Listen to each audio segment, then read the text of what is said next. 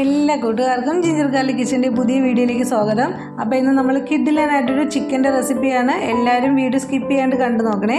അപ്പോൾ ഞാനിന്ന് 1 കിലോ അളവിൽ ആണ് ചിക്കൻ എടുത്തിട്ടുള്ളത്. അപ്പോൾ നമ്മൾ നല്ലതുപോലെ കഴുകി വൃത്തിയാക്കി വെച്ചിട്ടുള്ളതാണ്. നമുക്കിതിനെ മാരിനേറ്റ് ചെയ്ത് വെക്കേണ്ടതായിട്ടുണ്ട്. അപ്പോൾ അതിന് വേണ്ടിയിട്ടുള്ള ആവശ്യമായിട്ടുള്ള സാധനങ്ങൾ എന്തൊക്കെയാണെന്ന് നമുക്ക് നോക്കാം. അപ്പോൾ നമുക്ക് 1 ടേബിൾ സ്പൂൺ വരെ നമുക്ക് മുളക് പൊടി ഇട്ട് കൊടുക്കാവുന്നതാണ്. നിങ്ങളിപ്പോൾ ഇത് കാശ്മീരി ചില്ലി പൗഡറാണ് എടുക്കുന്നതെന്നെങ്കിൽ നിങ്ങൾക്ക് 1.5 ടേബിൾ സ്പൂൺ വരെ ആഡ് ചെയ്ത് കൊടുക്കാവുന്നതാണ്. പിന്നെ നമുക്കൊരു 1/2 ടീസ്പൂൺ അളവിൽ നമുക്ക് മഞ്ഞൾപ്പൊടി ഇട്ട് കൊടുക്കാവുന്നതാണ്. അതുപോലെ ഒരു 1/2 ടേബിൾ സ്പൂൺ അളവിൽ വിനീഗറും കൂടെ ഒഴിച്ചു കൊടുക്കാം. അപ്പോൾ വിനീഗർ ഒഴിച്ചു കൊടുക്കുമ്പോൾ നമ്മുടെ ചിക്കൻ നല്ല സോഫ്റ്റായിട്ട് കിട്ടും. അപ്പോൾ അതിന് വേണ്ടിയിട്ടാണ് നമ്മൾ വിനീഗർ ഒഴിച്ചു കൊടുക്കുന്നത്. 1 ടേബിൾ സ്പൂൺ വരെ ഒഴിച്ചാലും കുഴപ്പമില്ല. അപ്പോൾ ഞാനിപ്പോൾ 1 കിലോ ചിക്കൻ്റെ അളവാണല്ലോ പറയുന്നത്, അപ്പോൾ ആരെയായാലും മതിയാവും. പിന്നെ ആവശ്യത്തിന് ഉപ്പും കൂടെ ഇട്ട് കൊടുത്തതിന് ശേഷം നല്ലതുപോലെ നമ്മൾ കൈകൊണ്ട് ഇങ്ങനെ എല്ലായിടത്തും ഇതൊന്നും ആയി കിട്ടത്തക്ക രീതിയിൽ നമ്മുടെ മുളക് പൊടി മഞ്ഞൾപ്പൊടിയൊക്കെ എല്ലായിടത്തും ചിക്കൻ്റെ എല്ലാ പാർട്ടിലും എത്തത്തക്ക രീതിയിൽ ഒന്ന് മിക്സ് ചെയ്ത് കൊടുക്കുക. എന്നതിന് ശേഷം നമുക്ക് സമയം ഇല്ലാത്തവരാണെന്നുണ്ടെങ്കിൽ ഒരു 15 മിനിറ്റ് നേരമെങ്കിലും നിങ്ങൾ മാരിനേറ്റ് ചെയ്ത് മാറ്റി വയ്ക്കുക. നല്ല സമയം ഉണ്ടെങ്കിൽ 1 മണിക്കൂർ വരെ ഇതിന് മാരിനേറ്റ് ചെയ്ത് വെക്കുകയാണെങ്കിൽ അത്രയും നമ്മുടെ ചിക്കന് സോഫ്റ്റായിട്ട് കിട്ടുകയും ചെയ്യും. നല്ലൊരു ടേസ്റ്റ് ആയിരിക്കും കിട്ടുന്നത്.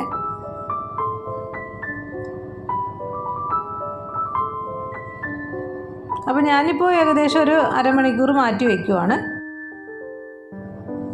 അപ്പോൾ ഇപ്പോൾ നമ്മൾ മാരിനേറ്റ് ചെയ്ത് വെച്ചിട്ട് അരമണിക്കൂർ കഴിഞ്ഞിട്ടുണ്ട്. അപ്പോൾ ഞാൻ സ്റ്റൗവിലേക്ക് നമ്മുടെ ചിക്കൻ്റെ ഇത് മാറ്റിയിട്ടുണ്ട്.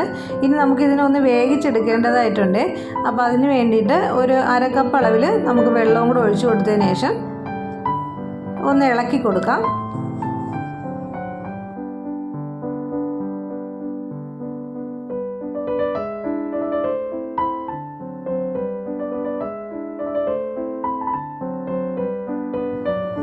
അപ്പോൾ ഇപ്പോൾ ഒരു 10 മിനിറ്റ് വരെ നമുക്ക് മൂടി വെച്ച് വേവിക്കാം. ഇപ്പോൾ ഇവിടെ 10 മിനിറ്റ് കഴിഞ്ഞിട്ടുണ്ട്. നമ്മുടെ ചിക്കനെല്ലാം നല്ലതുപോലെ വെന്ത് കിട്ടിയിട്ടുണ്ട്.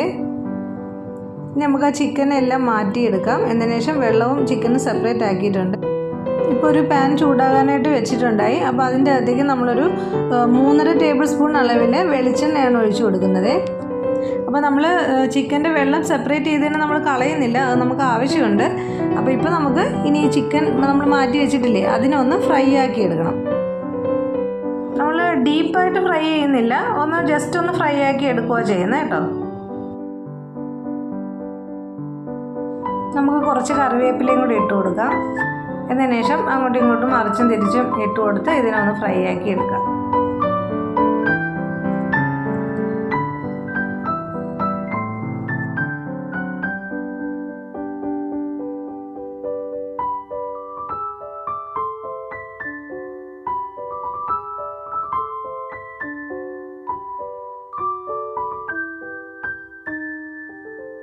അപ്പോൾ നമ്മൾ ഫ്രൈ ചെയ്തെടുത്തിട്ടുണ്ട്. നമുക്കിതിനെ മാറ്റാവേ.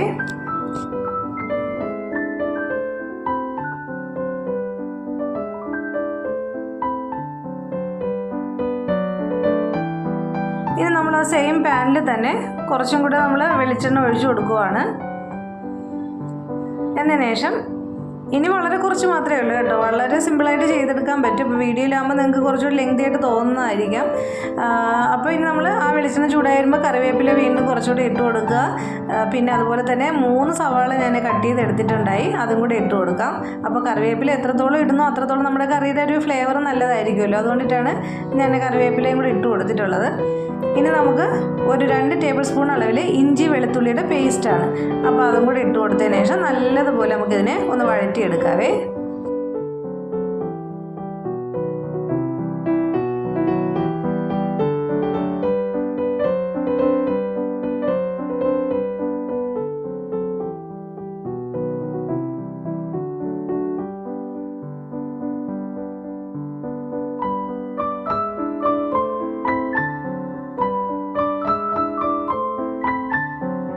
ഇപ്പോൾ നമ്മുടെ സവാള എല്ലാം നല്ലതുപോലെ വഴറ്റി എടുത്തിട്ടുണ്ട്. നമുക്ക് ഒരു ടൊമാറ്റോയും കൂടി ഇട്ടതിന് ശേഷം അതും കൂടെ നല്ലതുപോലെ വഴറ്റിയെടുക്കാവുന്നതാണ്.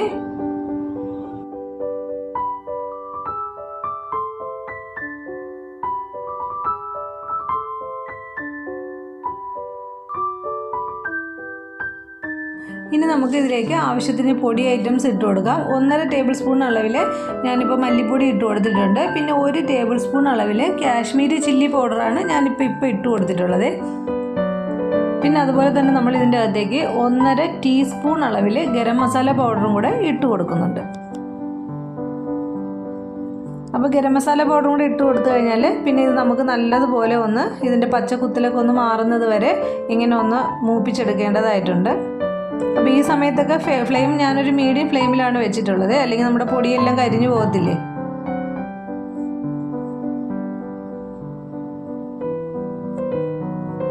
അപ്പോൾ ഇവിടെ നമ്മുടെ ഇത് റെഡി ആയിട്ടുണ്ട്, മസാല എല്ലാം നല്ലതായിട്ടുണ്ട്. ഇനി നമ്മൾ ഫ്രൈ ചെയ്ത് വെച്ചിരിക്കുന്ന നമ്മുടെ ചിക്കൻ ഇതിൻ്റെ അകത്തേക്ക് ഇട്ട് കൊടുക്കാം. വീണ്ടും ഈ മസാല എല്ലാം നമ്മുടെ ചിക്കനിലേക്ക് പിടിച്ച് കിട്ടത്തക്ക രീതിയിൽ നമുക്കൊന്ന് നല്ലതുപോലെ ഒന്ന് മിക്സ് ചെയ്ത് കൊടുക്കാം.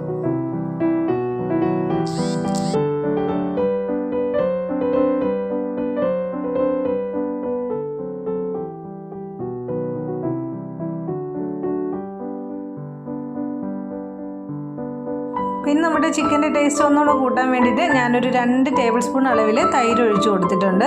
അപ്പോൾ തൈരും കൂടെ ഒഴിക്കുമ്പോൾ നമ്മുടെ ചിക്കന് നല്ലൊരു ടേസ്റ്റാണ് കിട്ടുന്നത്. അപ്പോൾ ഇനി നമുക്ക് നല്ലതുപോലെ ആ തൈരും മസാലയും എല്ലാം കൂടെ ചിക്കൻ്റെ എല്ലായിടത്തും ഒന്ന് പിടിച്ച് കിട്ടാൻ വേണ്ടിയിട്ട് ഇതുപോലെ ഒന്ന് ഇളക്കി കൊടുക്കാവേ.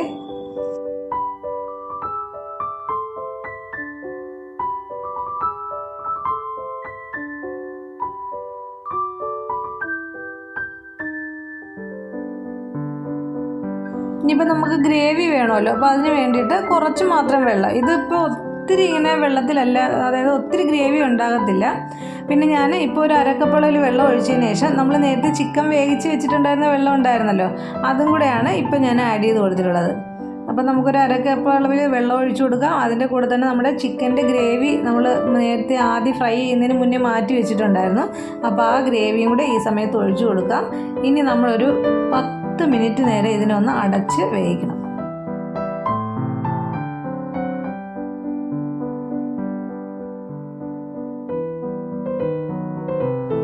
അപ്പോൾ ഇവിടെ നല്ലതുപോലെ നമ്മുടെ കറിയെല്ലാം റെഡിയായി കിട്ടിയിട്ടുണ്ട്. ഇനി നമുക്ക് അവസാനമായിട്ട് കുറച്ച് മല്ലിയിലയും കൂടെ ഇട്ട് കൊടുക്കാം. അപ്പോൾ നമ്മുടെ അടിപൊളി ടേസ്റ്റി ആയിട്ടുള്ള സ്പെഷ്യൽ ചിക്കൻ കറി ഇവിടെ റെഡി ആയിട്ടുണ്ട്.